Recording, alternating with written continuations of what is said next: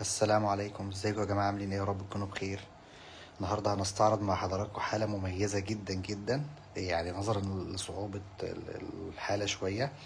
ده كان شكل صديقنا من المقدمة، وده كان الشكل من الأعلى. واضح تماما الفراغ الشديد عندنا، والأجناب متأخرة جدا جدا، يعني الفرق بين المنطقة اللي ممكن تتم زراعتها والجانب كبير قوي زي ما احنا شايفين. لكن المنطقة المنحة لحد ما من الخلف كانت كويسة معانا زي ما احنا شايفين.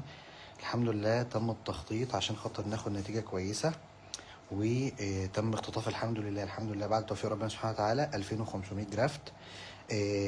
ودلوقتي شكلنا بعد ما خلصنا مباشرة زي ما احنا شايفين رسمة مناسبة جدا لدرجة الصلع. والحمد لله يعني يا دوب احنا بنرتب بس الحالة في الآخر وبنشيك عليها. زي حضرتك؟ الحمد لله يا دكتور، تسلم ايدك. اخبارك ايه رأيك في اليوم النهارده؟